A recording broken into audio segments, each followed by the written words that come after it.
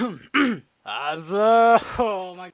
Hey guys, what is up? It's me, NgynMusic here today, and I'm going to show you guys 3 really easy tips that anyone can do in any DAW to make the transition between their build up to the drop really impactful.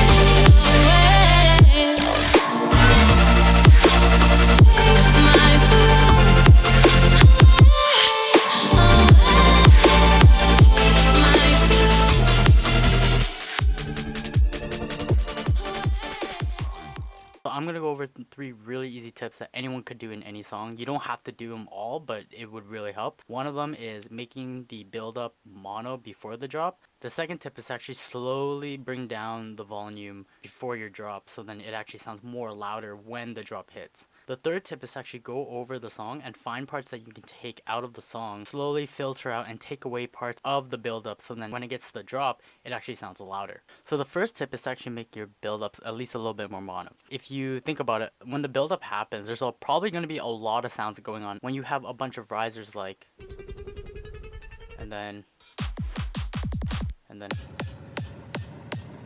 it gets really cluttered in the mix. So if I play this build up right now from the half point, I start to feel it in my lungs. No one told me it would be this hard to breathe. Anytime you lay your eyes on me, you take my breath away.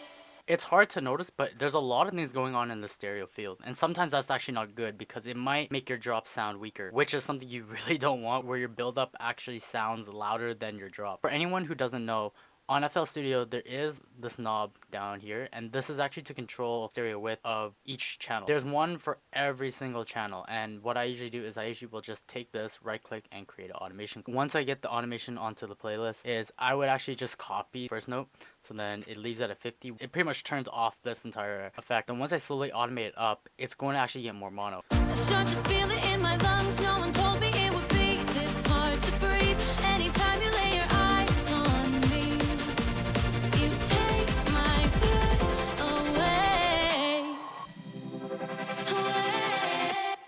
So as you can see, as the build up to the pre-drop, you can see the knob turning towards the right, and that means it's actually getting more mono. You can actually tell if you start twisting this and you look at the top left, it's going to show you that it's getting 100% merge or it's getting 100% separated. So doing this will really help your drop stick out because it takes away all the space that's needed for the drop. So after trying the last tip, maybe your build-up still is louder than your drop. So what I would do is actually automate a Fruity Balance to slowly lower the volume before the drop hits. I have it going from -3 all the way to -4.5, and then it's only about a dB difference, but when you slowly gradually do it, you will never notice it. It's super small unless you make it like more than 2.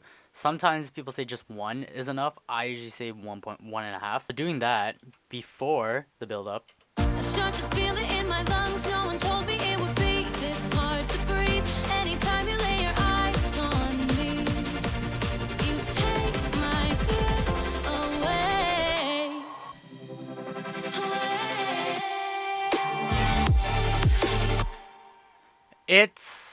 it works, but the thing is you can actually make it a lot better, or you can actually make it just a little bit more impactful by putting in the automation lane. So if I play it again, I start to feel it in my lungs. No one told me it would be this hard to breathe. Anytime you lay your eyes on me, you take my breath away.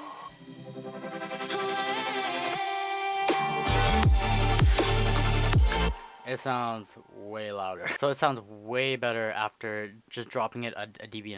You didn't even need to do anything except for just automate one knob. So another thing that I was talking about is taking away sounds before the drop happens. If you look at this one bar here, there's actually not a lot going on except for some filters and some noise, and what's actually happening is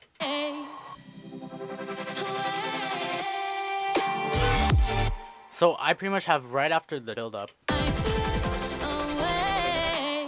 it's just noises. If I mute all these noises,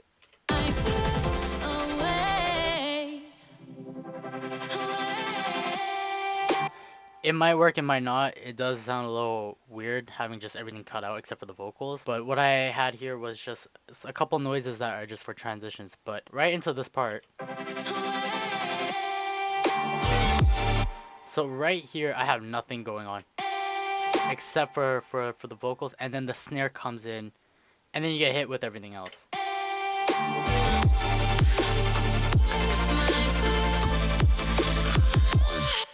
And that really helps with separating the build up to the drop. Alright, so hopefully those 3 tips help you. It's actually not that hard. You're just changing the stereo width, automating the volume, and taking away stuff from your track. I always do these things in every song. Regardless, these 3 tips should help you get a really loud sounding drop. If these tips help you, please do like and share and comment and subscribe. Actually tell me if they work for you guys. If not, then maybe it's just me.